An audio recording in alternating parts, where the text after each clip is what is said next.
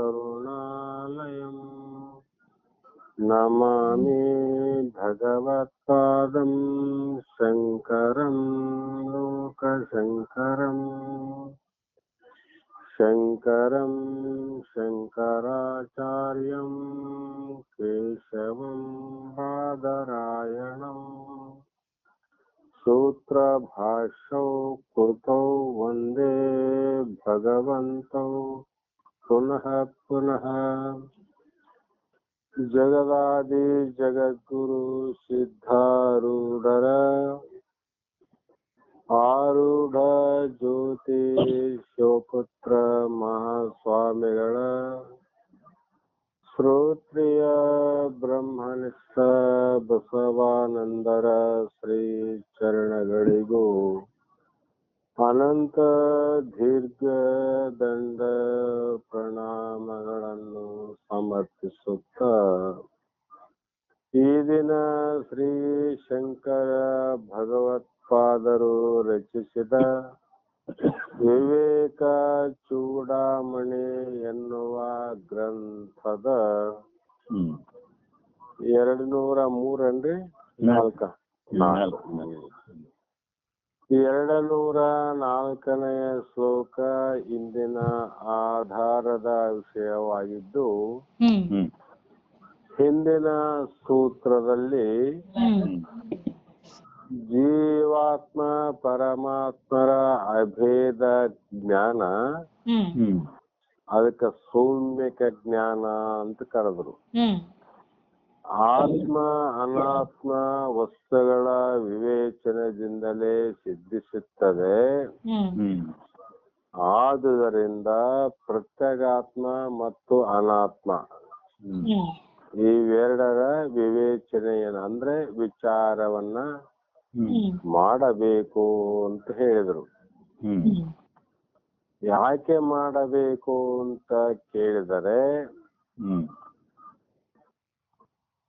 ಜಲಂ ಪಂಕದ ಅತ್ಯಂತಂ ಪಂಕಪಾಯೇ ಜಲಂ ಸ್ಫುಟಂ ಯಥಾ ಭಾತಿ ತತಃ ಆತ್ಮ ಅತಿ ದೋಷಾಭಾವೇ ಸ್ಫುಟ ಪ್ರಭೆ ಅಂತ ಹೇಳಿದ್ರು.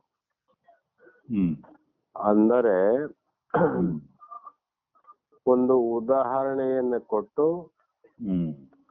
ದೃಷ್ಟಾಂತವನ್ನ ಕೊಟ್ಟು ದ್ರಾಷ್ಟಾಂತವನ್ನ ಅರಿಯುವಂತೆ ಅನುಭವ ಮಾಡಿಕೊಡುವುದೇ ಮಹಾತ್ಮರ ಗುಟ್ಟು. ಬಹಳ ಅತ್ಯಂತ ಪಂಕವತ್ ಜಲಂ ಅಂದ್ರೆ ಬಹಳ ಕೆಸರಾಗಿರುವ ನೀರು ನಮ್ಗೇನ್ ಕಾಣಿಸ್ತದ್ರಿ ಅಂದ್ರೆ ಮಲಿನವಾಗಿ ಕಾಣ್ತದ. ಪಂಕ ಅಪಾಯ ಅಂದ್ರೆ ಯಾವ ಪಂಕ ಅನ್ನುವ ಒಂದು ಕೆಸರು ಆ ನೀರಿನಿಂದ ಹೋದ ಮೇಲೆ ಅದು ಪುನಃ ಸ್ವಚ್ಛವಾಗಿಯೇ ತೋರುವುದು. ಈ ಉದಾಹರಣೆಯಂತೆ ಯಾವ ನೀರು ಸ್ವಭಾವ ಅದು ಸ್ವಚ್ಛವಾಗಿರುವುದೇ.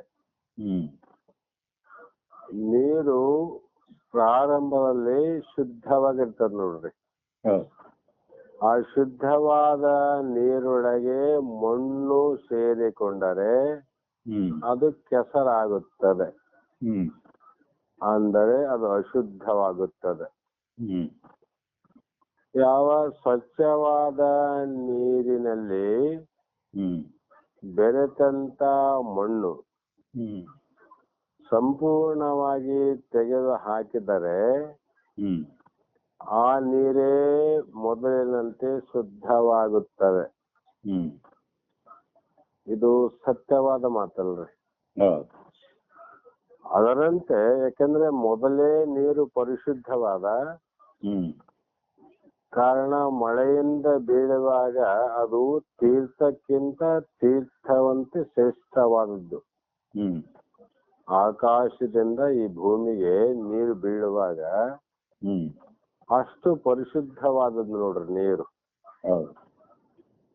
ಅದರಂತೆ ಪರಿಶುದ್ಧ ನೀರಿನಂತೆಯೇ ಆತ್ಮನು ಯಾವಾಗಲೂ ನಿಷ್ಕಳಂಕ. ಆ ನೀರಿನಲ್ಲಿ ಯಾವ ಧೂಳಿಲ್ಲ, ಕೆಸರಿಲ್ಲ, ಕಲ್ಲಿಲ್ಲ, ಮಣ್ಣಿಲ್ಲ, ನಿಷ್ಕಳಂಕಲ್ರದು. ಅವರಂತೆ ಆತ್ಮನು ನಿಷ್ಕಳಂಕ, ನಿರವೇದ್ಯ. ಆದರೆ ಕಲ್ಮಶಗಳಂತಾವ್ರಿ.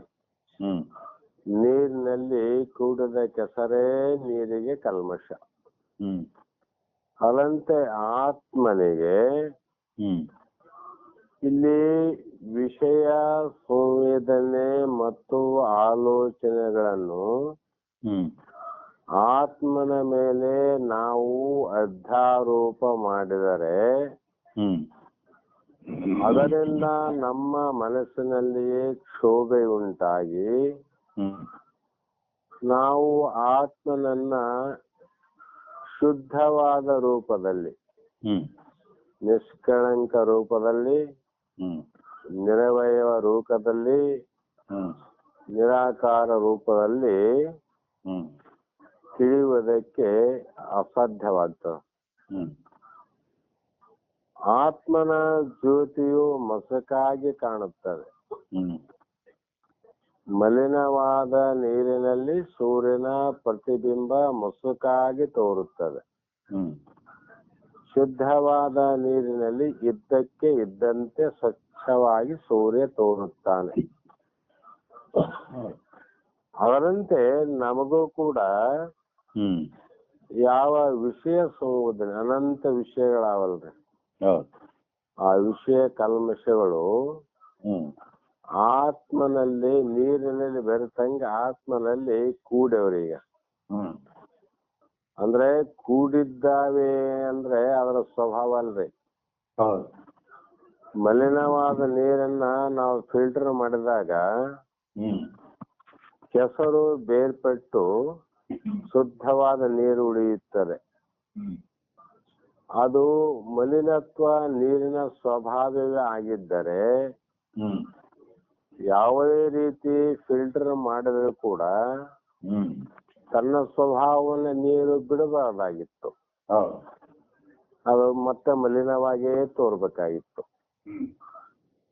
ಕೂಡಿದರೂ ಕೂಡ ಅದು ಬೇರೆಯಾಗಿದೆ ಅಂತ ಅರ್ಥ. ನೀರು ಕೆಸರಿನಲ್ಲಿ ಕೂಡಿದರೂ ಕೂಡ ಕೆಸರು ನೀರಾಗಿಲ್ಲ, ಬೇರೆಯಾಗಿಯೇ ಇದೆ.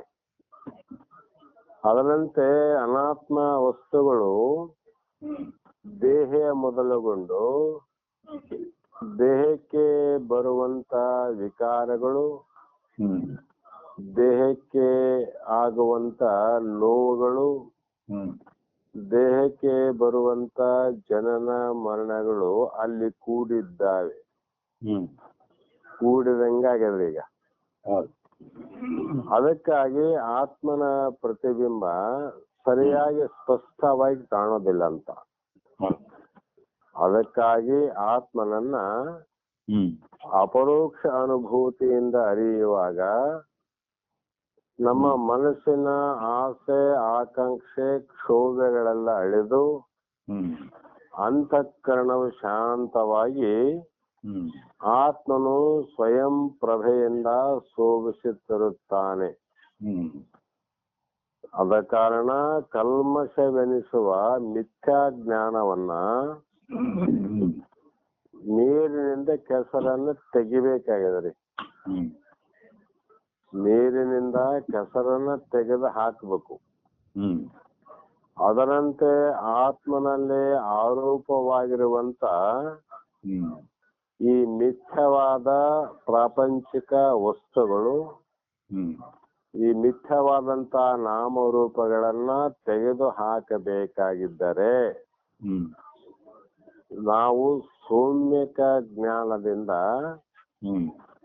ಅವುಗಳನ್ನ ತೆಗೆದು ಹಾಕಲಿಕ್ಕೆ ಬರುತ್ತದೆ. ಕೆಸರು ತೆಗಿಬೇಕಾದ್ರೆ ಫಿಲ್ಟರ್ ಮಾಡ್ಬೇಕಲ್ರ.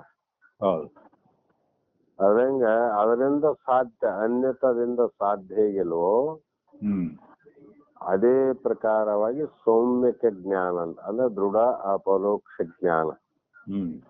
ಅದೇನು ಜ್ಞಾನ ಅಂದ್ರೆ ನೋಡು ನೋಡು ನೀನೇ ಪರವೆಂದು ತತ್ವಗೂಢದ ವಿಲಕ್ಷಣನಾಗಿ ನೀನು ನಿಂದು. ಆ ರೀತಿ ನಿರಂತರ ವಿವೇಕ ಮತ್ತು ವಿವೇಚನೆಗಳಿಂದ ಸೌಮ್ಯಕ ಜ್ಞಾನ ಉತ್ಪತ್ತಿ ಆಗ್ತವ್ರಿ. ಅಂದ್ರೆ ನಿರಂತರ ಅಂದ್ರೆ ಯಾವಾಗಲೂ ನಾವು ವಿಚಾರವನ್ನು ಮಾಡಬೇಕು. ಆತ್ಮ ಅನಾತ್ಮದ ವಿಚಾರಗಳಿಂದ, ಶಾಸ್ತ್ರಾದಿಗಳಿಂದ, ವೇದ ಪ್ರಮಾಣಗಳಿಂದ, ಸ್ವಾನುಭಾವದಿಂದ ಈ ರೀತಿ ನಾವು ಹೊರಟಿದ್ದಾದರೆ ಆ ಸೌಮ್ಯಕ ಜ್ಞಾನ ನಮ್ಮಲ್ಲಿ ಉತ್ಪತ್ತಿ ಆಗ್ತದೆ.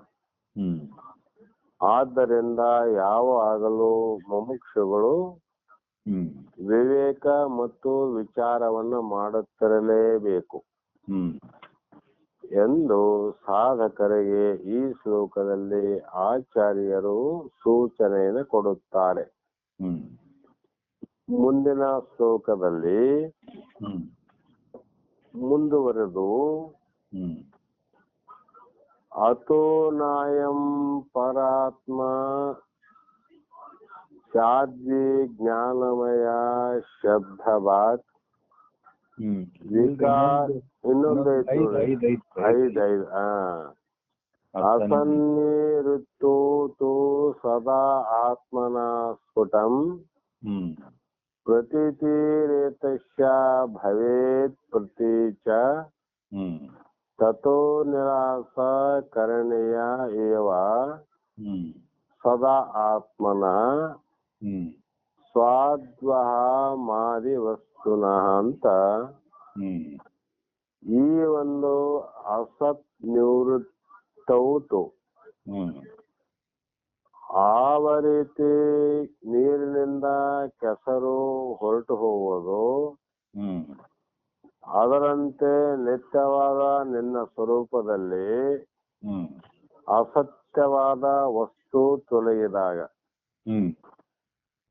ನಮ್ಮಲ್ಲಿ ಅಸತ್ತಾದ ವಸ್ತುಗಳಾವಲ್ರಿ, ಅವು ಏತಸ್ಯ ಪ್ರತೀಚ ಈ ಪ್ರತ್ಯಗಾತ್ಮನಿಗೆ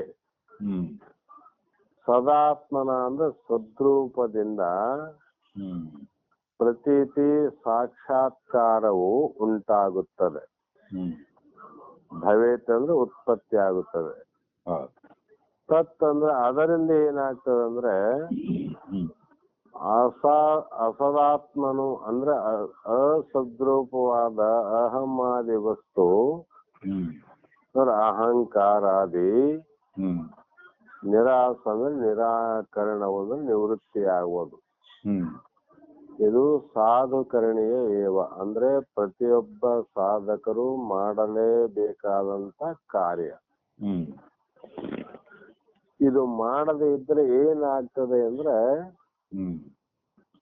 ಕೆಸರಿನ ನೀರಿನಲ್ಲಿ ಕೆಸರು ಯಾವಾಗಲೂ ಜೊತೆಗೂಡಿದಂತೆ ಇರುತ್ತದೆ. ಆ ಕಾರಣವಾಗಿ ದೇಹ ಅಸದ್ವಸ್ತು ಅಂದ್ರೆ ಇಲ್ಲಿ ಏನು ವಿಚಾರ ಮಾಡದ್ರಿ ಅಂದ್ರೆ ಈ ದೇಹ ಮತ್ತು ಮನಸ್ಸು ಮತ್ತು ಬುದ್ಧಿಗಳು ಅಹಂಕಾರಾದಿ ಅದರ ಧರ್ಮ, ಮೋಹ ಮತ್ತು ಮಮಕಾರಾದಿಗಳು ಅವುಗಳಿಂದ ಕ್ರಮವಾಗಿ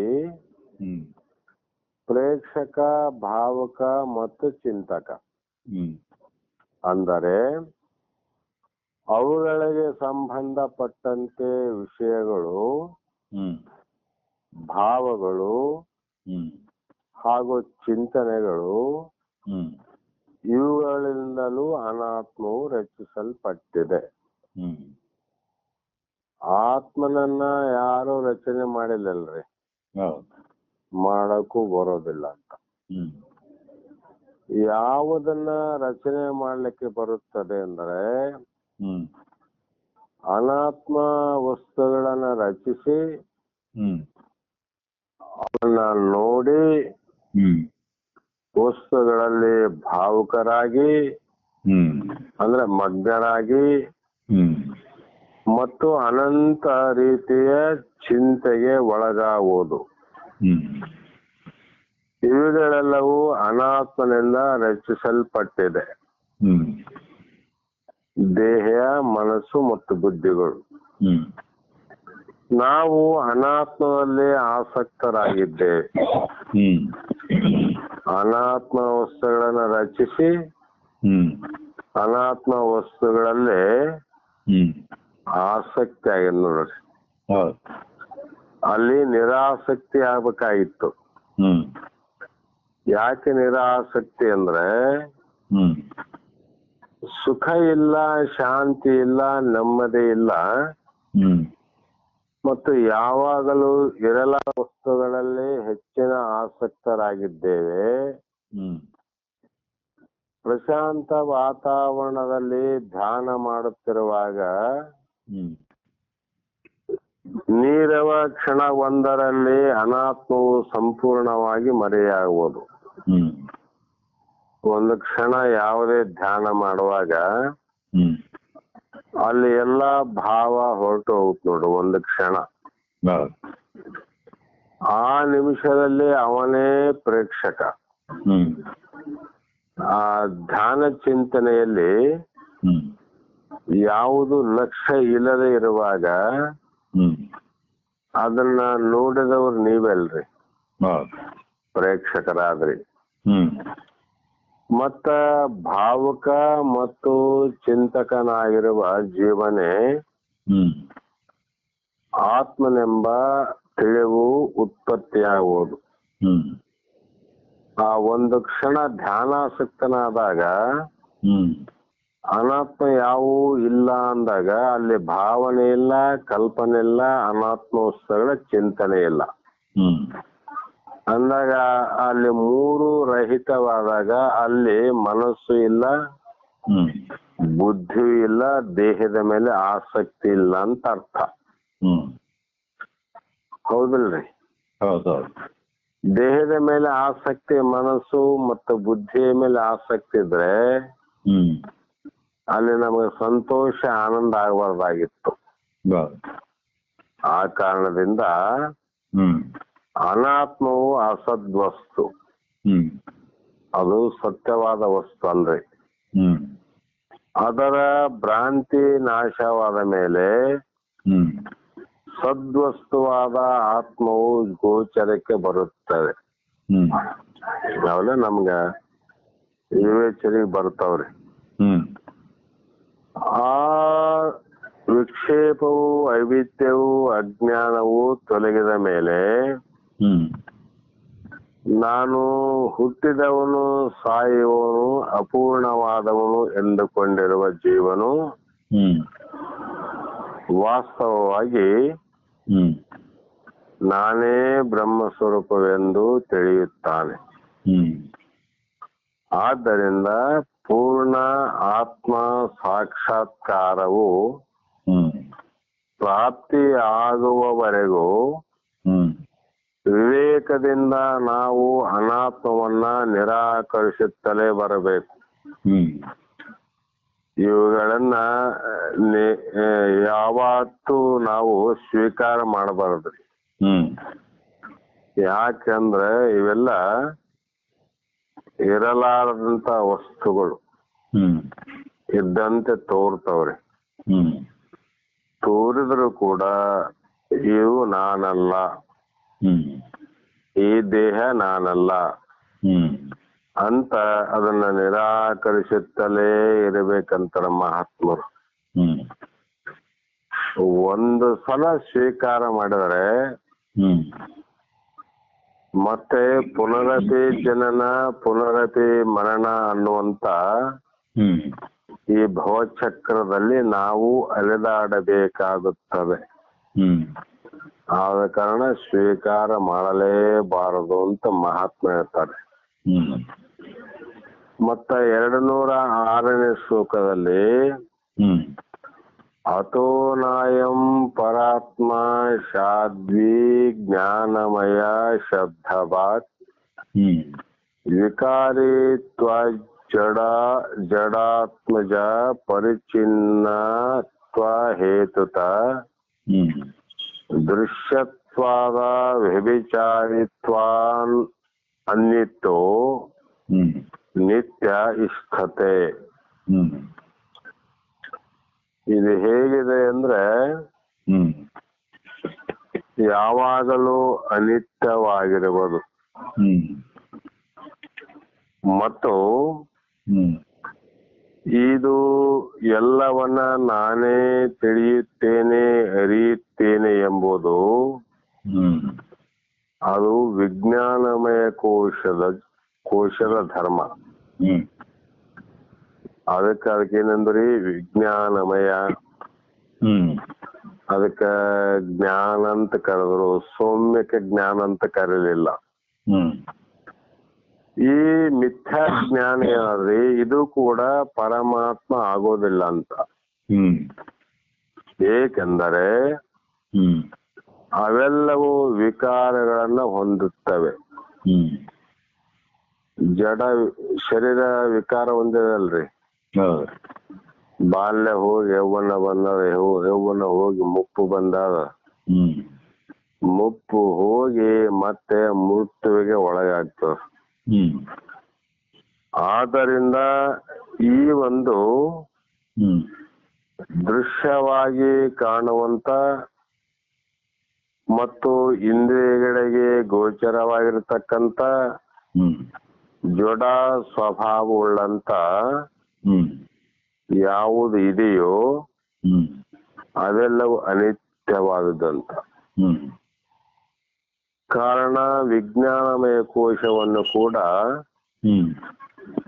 ನಾವು ಯಾವಾಗಲೂ ಅರಿಯುವಂತ ಆತ್ಮವೆಂದು ಹೇಳಲಾಗುವುದಿಲ್ಲ. ಯಾಕೆ ಇವು ನಿತ್ಯ ಅಲ್ಲ ಅಂದಲ್ರಿ. ನಿತ್ಯ ಯಾವುದ್ರಿ ಇದ್ರಾಗ ಅಂದ್ರೆ ಅಜೋ ನಿತ್ಯ ಶಾಶ್ವತ. ಅಜೋ ಅಂದ್ರೆ ಬ್ರಹ್ಮ, ಅಜೋ ಅಂದ್ರೆ ಆತ್ಮ, ಅದು ಒಂದೇ. ನಿತ್ಯ ಅಂದ್ರೆ ಯಾವಾಗಲೂ, ಭೂತಕಾಲ, ಭವಿಷ್ಯತ್ ಕಾಲ, ವರ್ತಮಾನ ಕಾಲದಲ್ಲಿ ಇರುವಂತದ್ದು. ಅದೇ ಶಾಶ್ವತ ವಿನಃ ಇವು ಯಾವು ಕೂಡ ಶಾಶ್ವತವಾದಂತ ಆ ಆತ್ಮ ಎಂದು ಹೇಳಲಿಕ್ಕೆ ಬರುವುದಿಲ್ಲ. ಆದ ಕಾರಣ ಇಲ್ಲಿ ವಿಜ್ಞಾನಮಯ ಕೋಶವು ಪರಿಣಾಮಕ್ಕೆ ಒಳಗಾಗುತ್ತದೆ. ನಮ್ಮ ಭಾವನೆಗಳು ಹಾಗೂ ಧ್ಯೇಯಗಳು ಬದಲಾವಣೆಯಾಗುತ್ತಲೇ ಇರುವವು. ನಮ್ಮ ಬುದ್ಧಿಯು ಕಾಲ ಕಾಲಕ್ಕೆ ಬದಲಾಯಿಸುತ್ತಲೇ ಹೋಗುವುದು. ನಮ್ಮ ಬುದ್ಧಿ ಶರೀರ ಬದಲಾವಣೆ ಆದಂಗ ಮನಸ್ಸು ಮತ್ತು ಇಂದ್ರಿಯಾದಿಗಳು ಅದರ ಜೊತೆಯಲ್ಲೇ ಇರುವಂತ ಎಲ್ಲಾ ತತ್ವಗಳು ಕೂಡ ಬದಲಾವಣೆ ಆಗ್ತಾ ಹೋಗ್ತಾವ್ರಿ. ಶರೀರ ಬದಲಾವಣೆ ಆಗ್ಯದಲ್ರಿ. ಬಾಲ್ಯ, ಯೌವನ, ಕೌಮಾರಿ ಅಂತ ಹಿಂದೆ ವಿಚಾರ ಮಾಡೇವಿ. ಬಾಲ್ಯದಲ್ಲಿ ಇರುವಂತ ಯಾವ ಬುದ್ಧಿ ಯೌವನದಲ್ಲಿ ಇಲ್ಲ, ಯೌವನದಲ್ಲಿ ಇದ್ದಂತ ಬುದ್ಧಿ ಮುಪ್ಪಿನಲ್ಲಿ ಇಲ್ಲ ಅಂದಾಗ ಇವು ಒಂದಕ್ಕೊಂದು ಸಂಬಂಧದಿಂದನೇ ಬದಲಾಗ್ತಲೇ ಇರ್ತಾವ. ಹೀಗೆ ನಿರಂತರ ಬದಲಾವಣೆಗೆ ಒಳಗಾಗಿರುವುದು ವಿಜ್ಞಾನಮಯ ಕೋಶ ಬುದ್ಧಿ. ಎಲ್ಲಾ ಕಾಲಗಳಲ್ಲಿಯೂ ಒಂದೇ ರೀತಿಯಾಗಿರುವುದು ಆತ್ಮ ಆಗಲಾರದು. ಎಲ್ಲಾ ಕಾಲದಲ್ಲಿ ಬುದ್ಧಿ ಬದಲಾವಣೆ ಆದ್ರೂ ಕೂಡ ಅರಿವು ಬದಲಾವಣೆ ಆಗದೇನ್ರಿ? ಇಲ್ಲ. ಅವಾಗ ನಾನು ಬಾಲಕನಾಗಿದ್ದೆ, ಆಟ ಆಡುತ್ತಿದ್ದೆ. ಯೌವನವಾದಾಗ ನಾನು ಪ್ರಪಂಚವನ್ನ ಮಾಡಿದ್ದೆ. ಮುಪ್ಪಾದಾಗ ನನಗೆ ಇಂದ್ರಿಯಗಳ ಮಂದತ್ವ ಕಾಡುತ್ತಿದೆ, ನನಗೆ ಅಪಕ್ಷೇತ ಬಂದಿದೆ. ಮೂರು ದೇಹಗಳು ಬೇರೆ ಬೇರೆ. ಮೂರು ದೇಹದೊಳಗೆ ಸದಾಕಾಲ ಅರಿಯುವಂತವನು ನೀವೊಬ್ಬನೇ ಇದ್ದಿ ನೋಡ್ರಿ. ಬಾಲ್ಯದನ್ನ ಅರಿತಿದವನು ನೀನೇ. ಯೌವನದ ಧರ್ಮವನ್ನ ಅರಿಯುವವನು ನೀನೇ.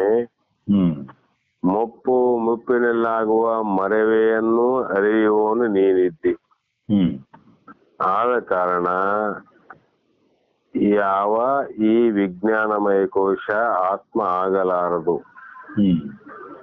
ಮತ್ತು ಜಡತ್ವಾತಂತಾರೆ.